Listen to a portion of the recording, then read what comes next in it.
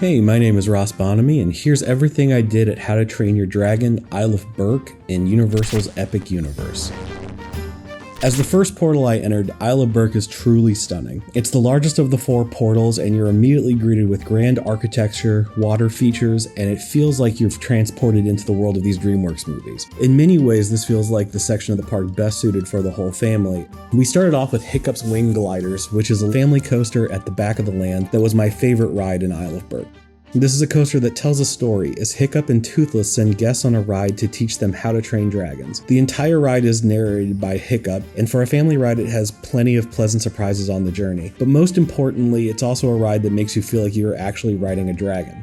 The next ride I went on was Dragon Racer's Rally, which is also a training ground of sorts for dragon riders. While it might look like your standard winged coaster ride, the trick here is to rock your seat back and forth with the hopes of doing a full spin upside down while riding. Unfortunately, the ride only does a few revolutions, so you have to act quickly if you really want to spin. Even going on this for a second time with a plan of action to try and flip myself while I flew, I still couldn't get there, but still it's something to try for next time. Naturally, at a theme park, there's nothing like a mac and cheese cone for breakfast at 9 a.m.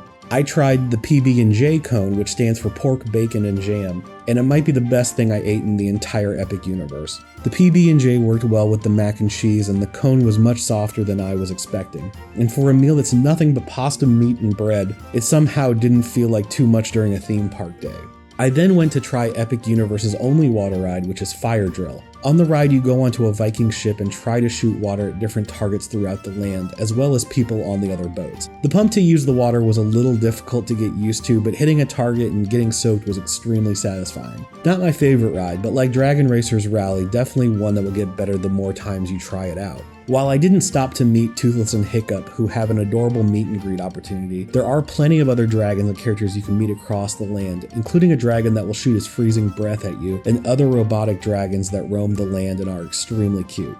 After checking out the dragons surrounding Isle of Berk for a bit, I went to the area's main dining experience, which is the Mead Hall. Here, there are all sorts of gorgeous tapestries representing the characters and events of the How to Train Your Dragon movies. There are plenty of meals fit for a Viking here, but I just had the Stormfly's Catch of the Day, which is a delightful chocolate mousse fish over a crispy rice cereal. This is a delightful dessert, and its playful design almost made me feel bad about eating it. Almost. Finally, I ended my time at Isle of Berk with the Untrainable Dragon stage show, which is full of puppetry, great live action versions of the characters, and even has Hiccup and Toothless flying over the crowd. The show is truly impressive, and even though there's a lot to do in Isle of Berk, this is definitely something that shouldn't be missed.